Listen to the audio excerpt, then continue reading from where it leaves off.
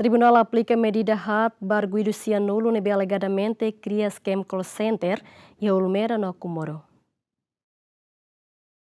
Tribunal Judicial Primeira Instância dele aplica medida coação hat ba arguido cidadão chinês no cidadão indonésia na hitunulu resinen nebe autoridade de segurança detém a Ulmera likisa no na insanulu resin hat nebe detém a Comoro. Medida coação hat nebe tribunal aplica ba arguido nain cianulo ne mak medida proibição ausência, apresentação periódica, termo identidade residência, no mos medida caução ba gerente o inicial de $rihun sanulu, no arguido o alunulu residencia seluk, tribunal aplica $rihun 205 ba cada arguido. Medida caução ne nudar garantia ida atau arguido sira label halaise susi justiça. No wainhira arguido sira halaise susi tribunal, osane se a favor ba estado.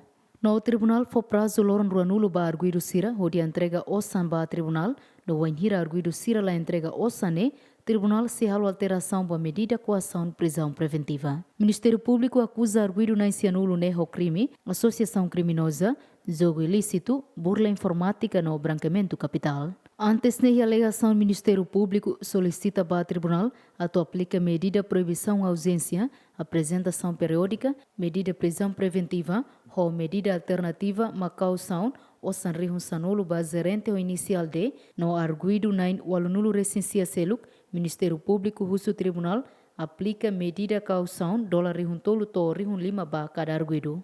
Enquanto parte defesa aceita a alegação do Ministério Público com a medida caução ne, também arguido balon foi mai a Timor-Leste e a loron sanu recintolo fulang ne, no sedau que serviço, também sira balon laia osang atau entrega caução o valor ne bebot ba tribunal. Santina de Jesus, Romaldo Neves, GMN.